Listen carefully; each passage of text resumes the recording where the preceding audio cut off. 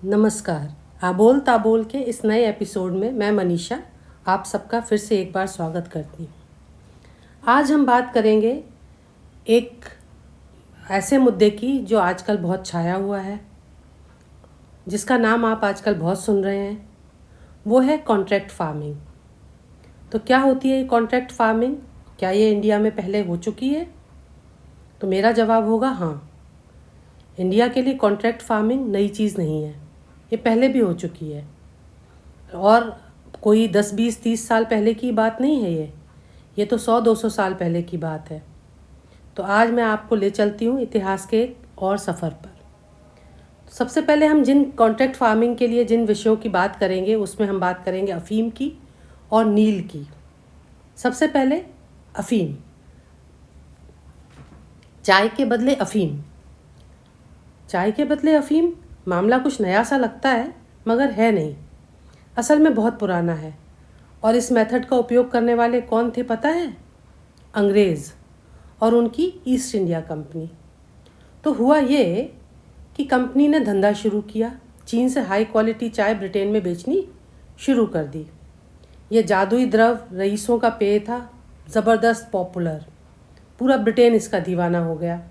इसका payment gold और silver में होता। जैसे आजकल तेल खरीदना हमारी जेब खाली करता है, अंग्रेज़ों की जेब चाय ने खाली करनी शुरू की। अब सामान के बदले कुछ सामान तो भेजना था चीन को, लेकिन ब्रिटेन में कोई ऐसी चीज़ नहीं थी जिसकी चीन को ज़रूरत हो। लेकिन अगर ब्रिटेन हार मार ले तो ब्रिटेन दुनिया पर राज कैसे करता? उन्होंने दिमाग लगाया। अब तक भारत में बंगाल पर कब्जा हो चुका था। अंग्रेज़ों ने वहाँ अफ़ीम उगवानी शुरू की। कंपनी के एजेंट लोकल ज़मींदार को पैसे देते और ज़मींदार किसान को तभी खेती करने देता जब वो एक बड़े हिस्से में अफ़ीम उगाए। यही थी कॉन्ट्रैक्ट फार्मिंग।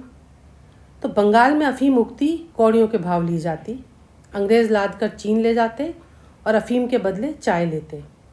फिर चाय को ब्रिटेन ले जाकर सोने के भाव बेचते।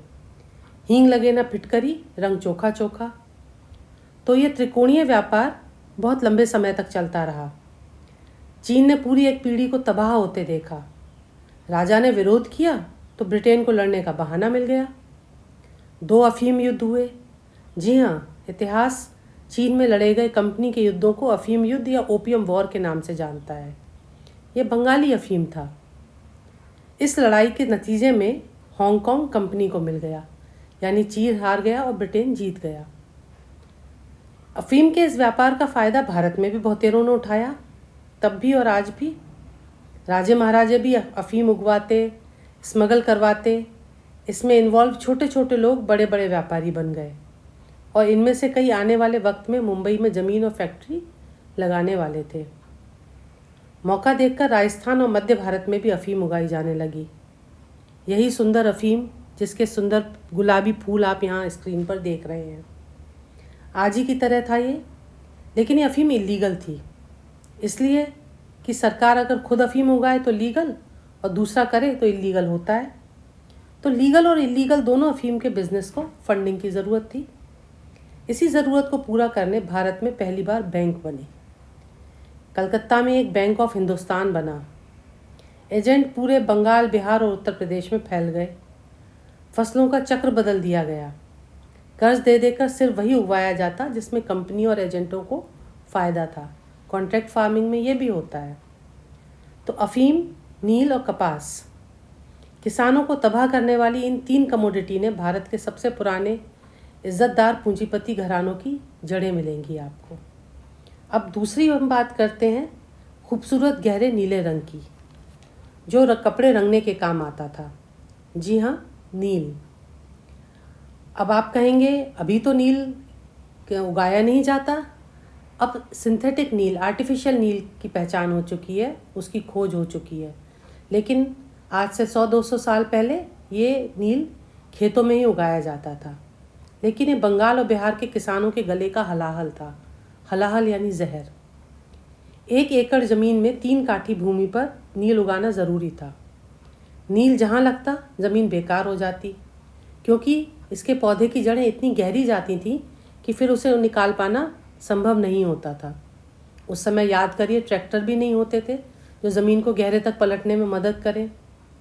इसलिए सरकारी अफसर और ठेकेदार के गुमाश्ते उसे अगली बार बेहतर ज़मीन पर उगवाते और ऐसे में फिर अनाज खाने के लिए अनाज की खेती नहीं हो पाती। उधर नील को ठेकेदार कौड़ियों के दाम ले जाते। आसपास ही फैक्ट्री होती, वहाँ इसका अर्क निकाला जाता, सुखाकर उसका केक बनाकर यूरोप भेज दिया जाता। किसान बदहाल थे, अफसर और व्यापारी माला माल थे और ये कोई 100 सालों से चला आ रहा था। ये 3 कठिया प्रथा किसान की धीमी और तयशुदा मौत थी। राजकुमार शुक्ला से ये देखा नहीं जाता था। कई बार उन्होंने कांग्रेस के बड़े नेताओं से अनुरोध किया कि वो चंपारण आए, नील के किसानों की सुध लें। तिलक, मालवीय जैसे बड़े लोगों ने बात सुनी, लेकिन वो अपने अलग मसलों में मसरूफ़ थे और चंपारण अपने मसीहा की बाट जोह रहा था। लखनऊ में 1916 में कांग्रेस का अधिवेशन हुआ। राजकुमार की बात उस वकील से हुई जो दक्षिण अफ्रीका से बड़ा मशहूर होकर लौटा था। मोहनदास भारत आकर कांग्रेस से जुड़ गए थे।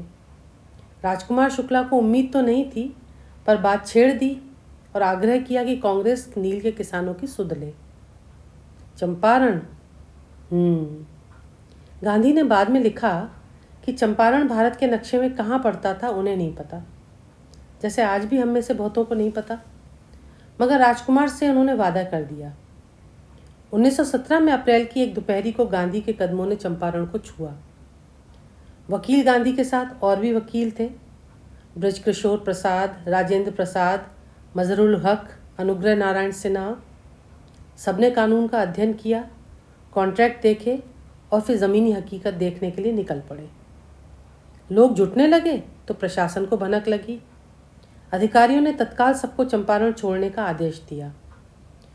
आश्चर्य की कांग्रेसी गैंग ने ठसके से इनकार कर दिया। जो होना था वही हुआ। गिरफ्तारी, पेशी। जज ने जिला छोड़ने का हुक्म दिया, साथ में 100 रुपये की ज़मानत मांगी। गांधी ने ज़मानत देने से इनकार कर दिया। ना चंपारण छोड़ूंगा, ना आंदोलन छोड़ूंगा। कचहरी के बाहर किसानों की भारी भीड़ थी। मौके की नज़ाकत देखकर जज ने सबको छोड़ दिया। गांधी विजेता की तरह बाहर निकले। इस किस्से ने बैरिस्टर गांधी की चमक बढ़ा दी। अब उनकी बातें गंभीरता से सुनी जाती। जहाँ जाते हुजूम इंतज़ार करता। गांधी के अनुयायी बढ़ते चले जा रहे थे। फिर उनकी बात फैलाने वालों की संख्या भी बढ़ रही थी। गांधी सिर्फ नील राजनीतिक आंदोलन तक सीमित नहीं थे। वो साफ सफाई, छुआछूत, शिक्षा और निर्भय होकर जीने की बात भी कहते। सरकार ने दबाव महसूस किया। पहला विश्व युद्ध जारी था। रूस में बोल्शेविक क्रांति अपने चरम पर थी। जर्मन चढ़े आ रहे थे। ऐसे भारत में कोई बवाल नहीं चाहिए था। एक अग्रेरियन रिफॉर्म कमेटी बनी। गांधी को भी रखा गया और गांधी की अनुशंसा पर 3 कठिया सिस्टम खत्म हुआ। नील उगाना अनिवार्य नहीं रहा। कीमत तय गई। टैक्स घटाए और हटाए गए। ठेकेदारों पर नियंत्रण हुआ। फैक्ट्रियों में वेजेस बढ़े। चंपारण का सत्याग्रह कांग्रेस और गांधी की शानदार जीत थी और ब्रिटिश की पहली हार। भारत को पता चल गया कि अंधेरे में रोशन खिड़की खोलने वाला आ गया है और गांधी को पता चल गया कि हिंदुस्तान के मुंह में ज़ुबान है। उनका सत्याग्रह हिंदुस्तान में भी कारगर है। कांग्रेस को पता चला कि निवेदन दरख्वास्त की राजनीति से अलग भी रास्ता है। युवाओं को पता चला कि हिंसात्मक क्रांतिकारी गतिविधियों से हटकर भी एक रास्ता है, वो रास्ता जिसमें पूरा भारत जुड़ सकता था। चंपारण एक प्रयोग था। सत्याग्रह की थ्योरी जो अब तक कांग्रेस के भीतर भी सीमित लोगों का ही समर्थन दे पाती थी, अब ज़मीन पर सत्यापित हो चुकी थी। तो इसलिए हम ये नहीं कह सकते कि सत्याग्रह से कुछ नहीं होता, आंदोलन से बहुत कुछ नहीं होता। बहुत कुछ होता है, करने वाला चाहिए। धन्यवाद। आज की बातचीत यहीं से ख़त्म करती हूँ। आगे हम फिर मिलेंगे किसी एक नए विषय के साथ। तब तक के लिए नमस्कार।